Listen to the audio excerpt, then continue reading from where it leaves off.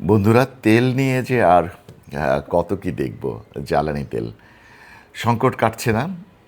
দেখতেই পাচ্ছি দীর্ঘ লাইন এখনও আছে, তবে কিছুটা কমেছে দাম বাড়ার পরে কিছুটা লাইনের যেই সম্প্রসারণ ছিল সেটা কমে এসছে, হয়তো মানুষের পকেটে হাত পড়েছে সেই জন্যে।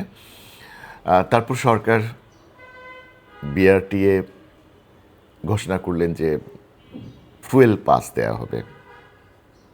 ভালো কথা। আমি আগেও বলেছি যে বিআরটিএ হচ্ছে একটি যন্ত্রণার নাম। আসলে যদি কেউ বিআরটিএতে যান, আমার মনে হয় একজন মানুষও বলতে পারবেন না যে এখানকার যন্ত্রণা বা মানে ভুক্তভোগী কীরকম মানুষ। আমি বিআরটিএর এই ফুয়েল পাস নিয়ে কালকে রাত থেকে, অর্থাৎ গতকাল রাত থেকে আমি চেষ্টা করছি ফুয়েল পাসটিকে রেজিস্ট্রেশন প্রক্রিয়া সম্পন্ন করার জন্যে।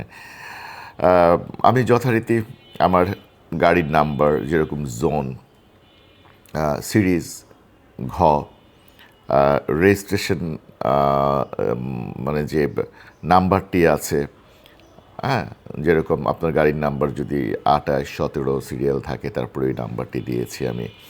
নাম্বার দেওয়ার পরে সেখানে চেসিস নাম্বারে যে লাস্ট 4 ডিজিট দিয়েছি, ইঞ্জিন নাম্বার লাস্ট 4 ডিজিট দিয়েছি, যেখানকার আপনার যেরকম এটা কোন সনের তৈরি সেটি দিয়েছি।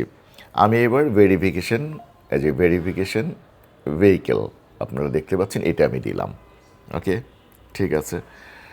বসে থাকি কিছুক্ষণ, বসে থাকার পর কী আসে দেখি। মানে আমি কালকে রাত ঠিক 12টা থেকে শুরু করেছি, এখন 11টা 33 মিনিট সকাল। হ্যাঁ, এখন পর্যন্ত বিআরটিএর সেই সোনার হরিণের যে ফুয়েল পাসের যে রেজিস্ট্রেশন, সেটি আমি করতে পারিনি। আমি জানি না যে আমি মোবাইলে মোটামুটি অভিজ্ঞ, আমার অভিজ্ঞতা আছে মোবাইল সম্পর্কে। তো আমি যেখানে নিজেই পারছি না, এই যে দেখুন কী লেখাটি এসছে, অর্থাৎ ভেরিফিকেশন ফেইল্ড। এটা 50 বারের মতো এসছে এই ভেরিফিকেশন। আমি জানি না যে আমার গাড়িটি কীভাবে ভেরিফাইড হবে, এবং তারপরে আমি বিআরটিএর সেই সোনার হরিণের ফুয়েল পাস পাবো, আর আমি সেই পাম্পে যে আমার সেই কাঙ্ক্ষিত তেলটি আমি পাবো।